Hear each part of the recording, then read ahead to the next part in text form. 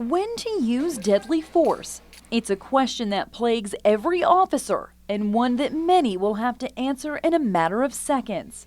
That you only have fractions of a second to make those calculations and to determine what your actions are going to be based on the factors that are being fed you. In 2012, at least 400 justified police killings were reported to the FBI by law enforcement across the country. I think everyone has good training in deadly force, but the question is, are they ready to apply it? Police-involved shootings have become the epicenter of controversy with the deaths of Michael Brown in Ferguson, Missouri, Tony Robinson in Madison, Wisconsin, and the most recent case of Walter Scott in North Charleston, South Carolina. I think there are a lot of people out there that are really closely scrutinizing police officer use of force. It's in the spotlight, and it should be.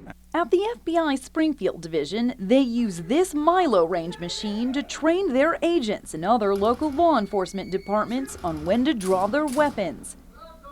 This $60,000 simulator recreates real-life scenarios.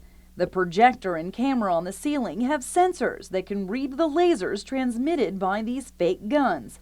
When the trigger is pulled, the back of the laser causes a quick pulse and recognizes when the target is hit. It's up to the agent to ensure they strike the target before the target strikes them. Well, the simulator helps emulate what happens on the street, and the reason that we do this in this artificial environment is to demonstrate some of the factors. You get the perception of others who are experiencing the same thing from a side. They'll tell you what they see, and they'll tell you what they think. So you may not perceive things that they perceive, and vice versa. To show just how accurate and beneficial the simulator is, News Channel 20 anchors take the test. I was placed in a scenario where I was responding to a routine traffic stop. The man gets out of his car and says this. "Shoot me then, chicken! Come on, shoot me! Shoot me!" Uh-oh. Uh-oh. It's at this moment where I draw my gun and shoot. Then I have to answer for my actions. Did you see a weapon? I saw something that resembled a weapon, and he threatened, when he said, "I am going to shoot you," that's what made me feel alert. Understanding the reasoning behind your actions is just as important as the actions themselves. And there are a variety of factors that go into justifying deadly force. Does the person have a weapon?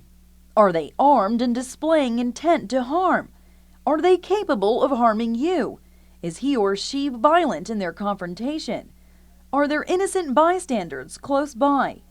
All these elements can justify deadly force. Drop the bag.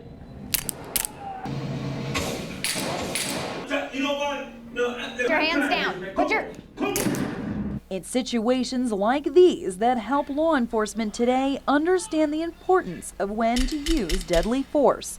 But every situation is unique, and it's up to each officer to make that judgment call on intent of deadly harm. He had a weapon and he drew his weapon. And that made him an? It made him a danger. Right. Imminent danger. And therefore your actions were? Reasonable. Right. We should need to do more training like this so that officers know when they are justified to use their weapons and can articulate why their actions were reasonable. All right. While your heart rate may go up and your nerves on edge, all emotions I felt while training, That escalated fast. making a mistake in this room far exceeds making a mistake on the street.